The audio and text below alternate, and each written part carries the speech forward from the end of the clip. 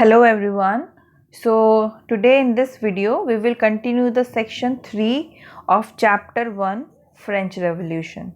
So today you will learn about the reign of terror यानी आतंकी युग के बारे में। आतंक का युग या आतंक का शासन। रेन का मतलब होता है, इसका मीनिंग होता है शासन, ठीक है।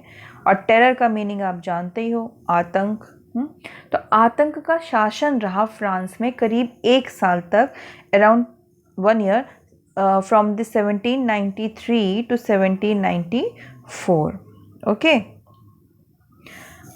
इसे पढ़ने से पहले हम पिछली वीडियो में जो हमने पढ़ा था एक बार उसको मैं रिवाइज करा देती हूँ, आपको रिमाइंड करा देती हूँ। और पिछली वीडियो में आपने पढ़ा था कि जो नेशनल असेंबली थी, जो थर्ड स्टेट ने मिलकर नेशनल असेंबली बनाई थी, उसने एक कॉन्स्टिट्यूशन तैयार किया था 1791 में। अब हुआ क्या कि नेशनल असेंबली ने जो कॉन्स्टिट्यूशन तैयार किया उसके तहत किंग की पावर्स को कम कर दिया गया। ओके, और जो नेशनल असेंबली और इलेक्टर के मेंबर्स थे, जो सदस्य थे, वो कौन लोग बनते थे? जो सोसाइटी में सोसाइटी में रिच पीपल थे, यानी जो अमीर लोग थे समाज के। दूसरा कि जो इनकम टैक्स पे करते थे। इवन जो वोट देने वाले थे, पैसिव मेंबर्स और एक्टिव सिटीजन्स और पैसिव सिटीजन्स। आपने ये भी पढ़ा कि जो पैसिव सिटीजन्स थे उनमें आते थे विमेन, चाइल्ड और वो पुअर पीपल जो वोट दे ही नहीं सकते थे, ठीक है। तो जो पुअर सेक्शन था समाज का, जो पुअर सोसाइटी का जो पुअर सेक्शन था, उनको लगा, वो अपने आप को डिप्राइव्ड महसूस करने लगे, क्योंकि जो भी पॉलिटिकल सिस्टम आया नया, उसमें अभी भी उन गरीबों का कोई भी रोल नहीं था। उन्हें हिस्सेदारी नहीं दी गई कि वो पॉलिटिकली और सोशली खुद को रिप्रेजेंट कर सके। ओके, तो हुआ क्या, एक सेंट जैकब थे। सेंट जैकब जो थे वो इस पुअर सेक्शन को सपोर्ट करते थे। तो जितने भी ये पुअर सेक्शन के लोग थे, जैसे कि डेली वेजर्स यानी रोज़ जो मजदूरी करते थे, गरीब किसान, या फिर जूते बनाने वाले, घड़ी बनाने वाले, ब्रेड बनाने वाले बेकर्स जो थे, ये छोटे छोटे जो सोसाइटी में पुअर सेक्शन था, इन्होंने क्या किया, मिलकर एक क्लब बनाया जिसे बोला गया जैकोबियन क्लब। और उनके लीडर थे रॉबेस्पियर। ये नाम आप देख रहे हो, मैक्सिमिलियन रॉबेस्पियर, हमने पिछले वीडियो में पढ़ा है। अब जो ये रॉबेस्पियर थे, इन्होंने कहा कि भाई फ्रांस में रिपब्लिक आना चाहिए, रिपब्लिक सिस्टम आना चाहिए, ठीक है। पुअर को अपनी पुअर सेक्शन जो है उसको इक्वलिटी मिलनी चाहिए, ठीक है। लेकिन रॉबेस्पियर ने क्या किया, इनको जो पावर मिली, लोगों ने इनको पावर्स दी, जो पुअर पीपल थे, तो इन्होंने उस पावर का मिसयूज़ करना शुरू कर दिया। कैसे किया, वही अब हम यहाँ पढ़ने वाले हैं, देखिए ज़रा। The period from 1793 to 1794 is referred to as the reign of terror। ये पीरियड याद रखना, 1793 से लेकर 94, बस 1 साल तक ही रहा था इनका जो शासन था रॉबेस्पियर का। Okay, so Robespierre followed A policy of severe control and punishment. ये बहुत इंपॉर्टेंट है कि रॉबेस्पियर ने, उनका एम तो अच्छा था, लक्ष्य तो अच्छा था कि भाई फ्रांस में हम रिपब्लिक बना के रखेंगे, लेकिन जो तरीका था वो बहुत गलत था। उन्होंने क्या किया, सीवियर कंट्रोल का मतलब पूरी तरीके से नियंत्रण रखना और कठोर पनिशमेंट देना, कठोर सजाएं देना, कड़ी सज़ा देना। ये 2 तरीकों से वो सोच रहे थे कि हम जो है रिपब्लिक को फ्रांस में बनाकर रखेंगे। All those whom he saw as being enemies, ये ध्यान से सुनिए, ऑल दोज whom, वो सब लोग जिन्हें he saw as being enemies of the republic, जिन लोगों को ये रॉबेस्पियर सोचता था कि रिपब्लिक के क्या है, ये दुश्मन है, लोकतंत्र के दुश्मन है। जैसे कि दुश्मन कौन थे, एक्स नोबल्स, क्लर्जी, ठीक है, याद है ना आपको कि ये फर्स्ट एस्टेट है, ये सेकेंड एस्टेट है। Members of other political parties, even members of his own party, उसकी अपनी पार्टी के भी वो सदस्य who did not agree with his methods, were arrested, imprisoned and then tried by a revolutionary tribunal। ध्यान से देखिए, जो रॉबेस्पियर था उसने सोचा कि जो भी मेरे अगेंस्ट या जो रिपब्लिक के लिए खतरा है, जो लोग, ठीक है, या जो सदस्य या कोई पॉलिटिकल पार्टी, जो लोग भी रिपब्लिक के लिए खतरा है या खतरनाक हैं, उनको वो क्या समझता था? एनिमी समझता था, दुश्मन समझता था, और उनको अरेस्ट करवा लेता था ये रॉबेस्पियर, उन्हें जेल में डाल देता था। और फिर जो रेवोल्यूशनरी ट्रिब्यूनल्स थे, छोटी कोर्ट का ये ट्रिब्यूनल क्या है?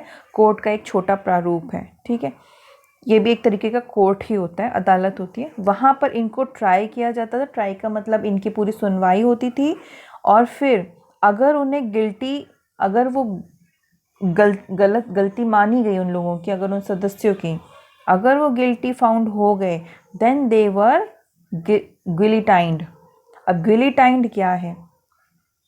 गिलिटाइन का मतलब होता है गला काटकर मारना, यानी जो सज़ा दी जाती थी, डेथ पेनल्टी, यानी जो मौत की सज़ा दी जाती थी, वो इतनी दर्दनाक थी कि वो लोगों का सीधा गला कटवा देता था। ओके, अब गिलेटाइन है क्या? द गिलेटाइन इज़ अ डिवाइस, ये एक तरह का डिवाइस है या एक मशीन है, कंसिस्टिंग ऑफ 2 पोल्स, जिसपे कि 2 डंडे होते हैं, एंड अ ब्लेड, और एक ब्लेड होता है जिससे कि सर काटा जाता था। With which a person is be headed.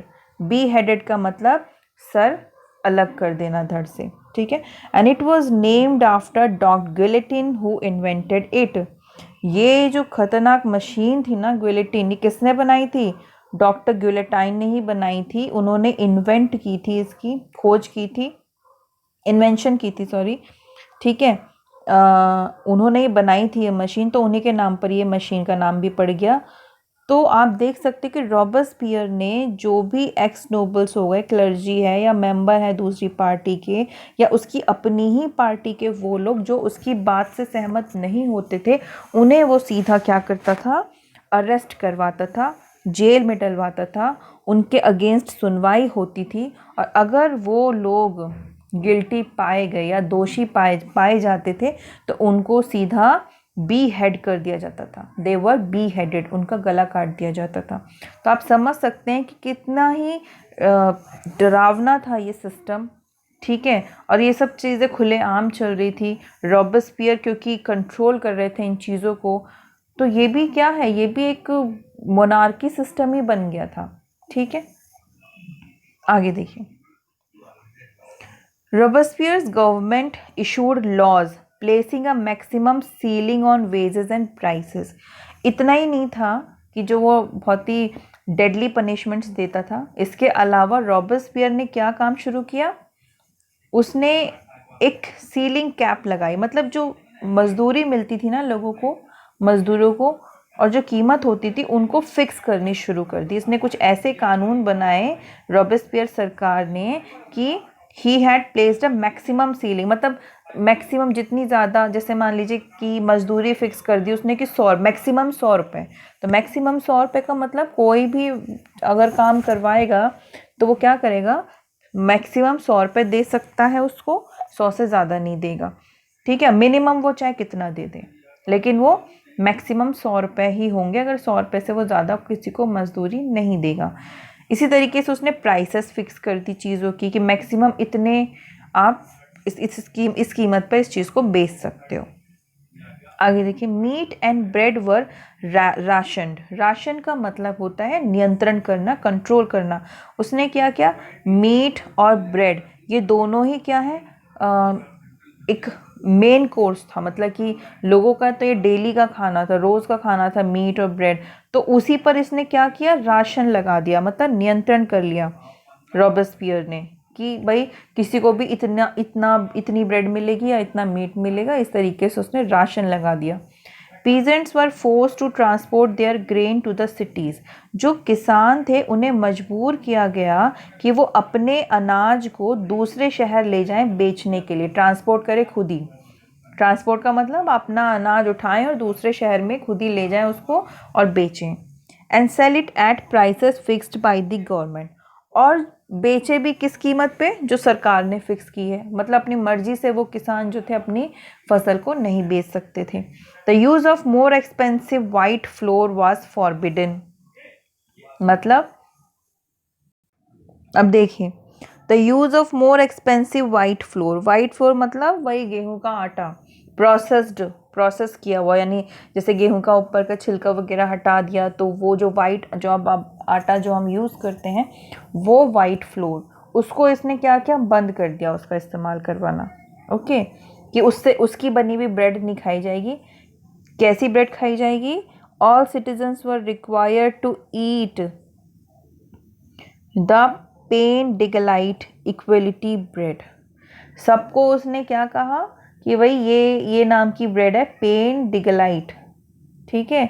इसको क्या कहा गया? Equality bread. इक्वलिटी मतलब कि भाई सभी लोग जो हैं वो यही एक ब्रेड खाएंगे, ठीक है।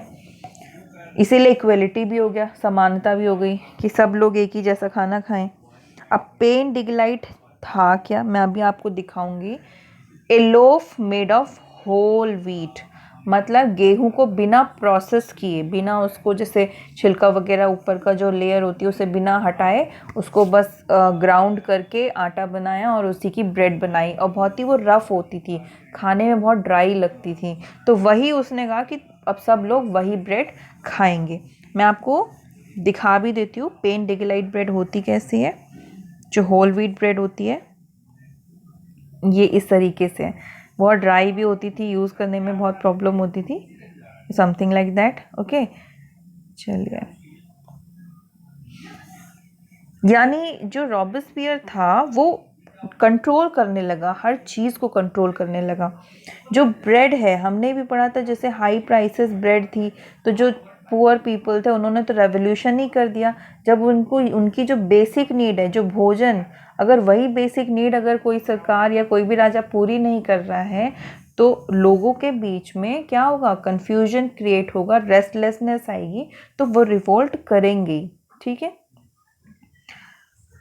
Equality was also sought to be practiced through forms of speech and address. एक इक्वलिटी ब्रेड आपने पढ़ा कि जो खाने की ब्रेड थी उसका भी नाम इक्वलिटी ब्रेड रख दिया। और क्यों रखा? क्योंकि इसने क्या किया था, जितने भी नागरिक हैं फ्रांस के वो सिर्फ इसी को खाएं। तो उसने इस तरीके से समानता लाने की कोशिश की कि सब जो है एक ही तरह का तो भोजन करते हैं, तो वो समान हो गए। दूसरी इक्वलिटी यहाँ पर बात हो रही है फॉर्म्स ऑफ, मतलब कि सबको बोलने का अधिकार था।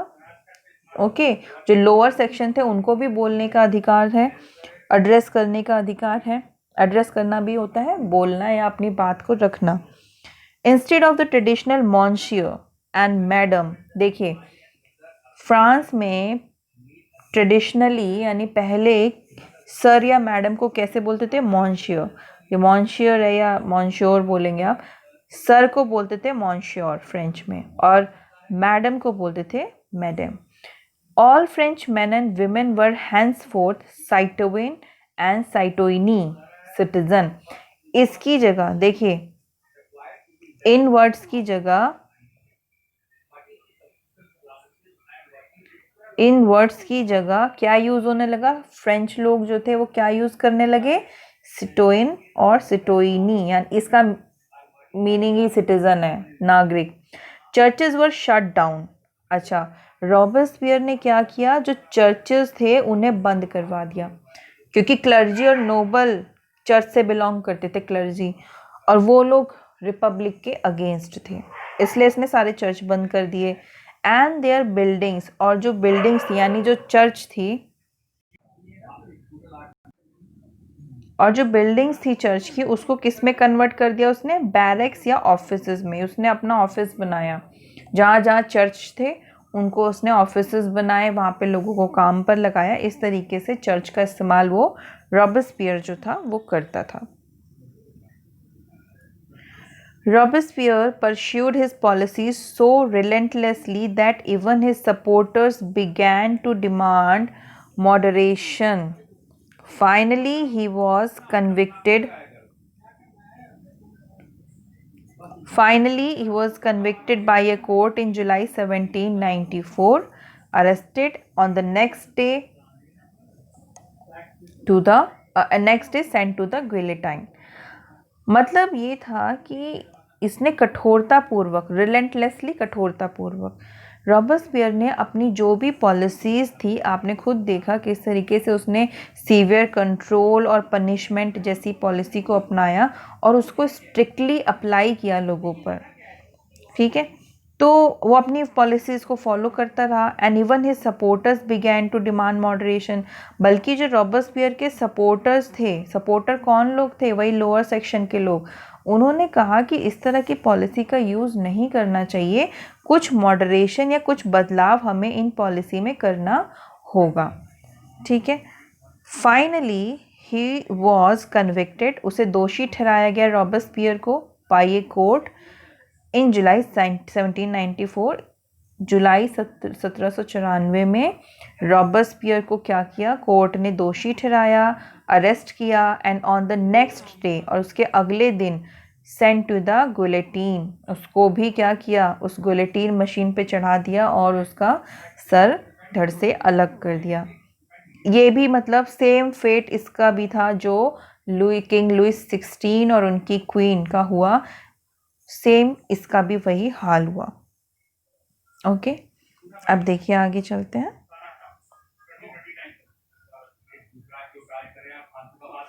अब देखिए, अब हम पढ़ेंगे यहाँ पर द डायरेक्टरी रूल्स फ्रांस। अब देखिए रॉबस्पियर का भी जो रेन था, जो शासन था, वो एंड हो गया, खत्म हो गया। अब फ्रांस में क्या हुआ, एक नया सिस्टम आया। The fall of the Jacobin government allowed the wealthier middle classes to seize power. Wealthier middle class, फिर से वापस वही पैसे वाले मिडिल क्लास लोग जो हैं उन्होंने अब सत्ता अपने हाथ में ले ली। जैसे ही जैकोबियन गवर्नमेंट गिरी, फॉल ऑफ जैकोबियन गवर्नमेंट, जैसे ही जैकोबियन सरकार जो थी वो गिरी, तो जो सत्ता थी, जो पावर थी, वो उनके किसके कब्जे में आ गई, वेल्दियर मतलब अमीर मिडिल क्लास लोग, ठीक है।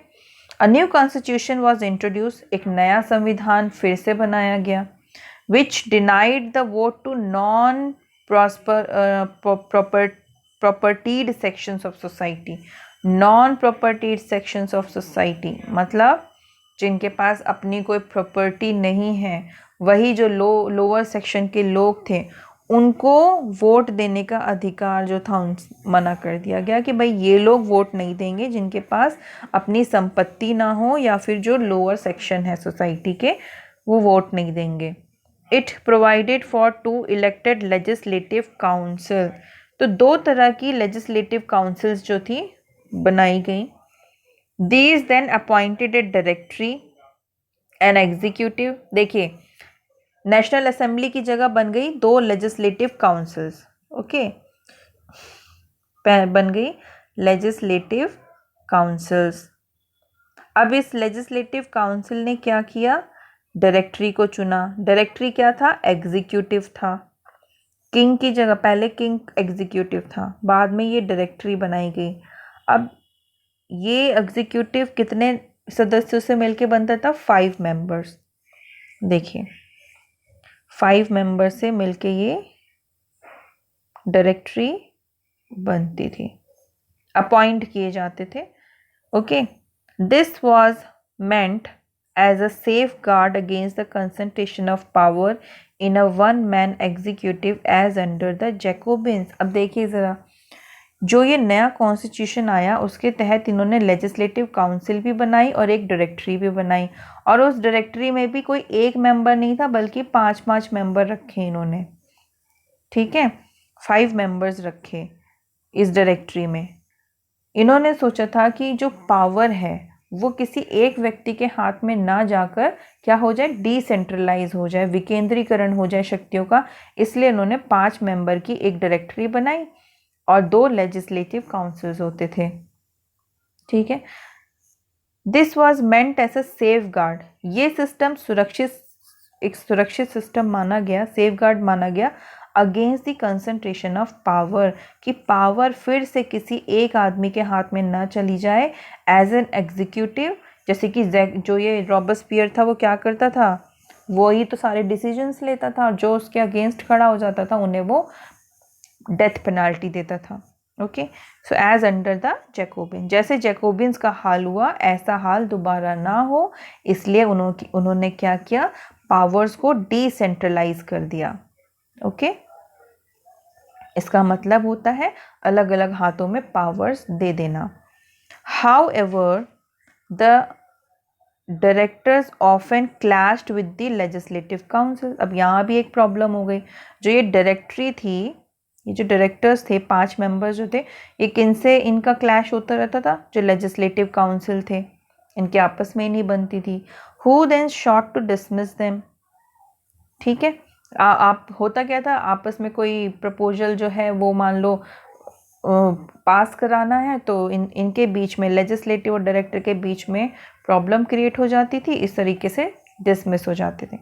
The political instability of the directory paved the way for the rise of military director Napoleon Bonaparte. ये बहुत इंपॉर्टेंट है, क्योंकि देखिए पॉलिटिकल इंस्टेबिलिटी का क्या मतलब होता है, मतलब कोई भी पावरफुल रूलर नहीं था फ्रांस में जो सब लोगों को बांध के रखता, फ्रांस में एक अच्छा शासन लाता, ठीक है। जब किसी कंट्री में जब डिस्प्यूट होते हैं, अंदर ही इंटरनल डिस्प्यूट्स बढ़ने लगते हैं, तो कोई ना कोई जो है एक बाहर की कंट्री या कोई स्ट्रॉन्ग रूलर क्या करता है, टेक ओवर कर लेता है, कब्जा कर लेता है, ठीक है। सेम सिचुएशन फ्रांस के साथ भी हुई। जैसे कि पॉलिटिकल इंस्टेबिलिटी बढ़ती चली गई, लोग आपस में लड़ते रहे, ठीक है, तब जो मिलिट्री डिक्टेटर था नेपोलियन, उसने अपने आप को फ्रांस का रूलर घोषित कर दिया। ओके, देखिए, through all these changes in the form of government, the ideals of freedom, of equality before the law and of fraternity remained inspiring ideals। क्योंकि हर बार क्या होता था, जो सरकार का रूप था, फॉर्म ऑफ गवर्नमेंट चेंज होती रही।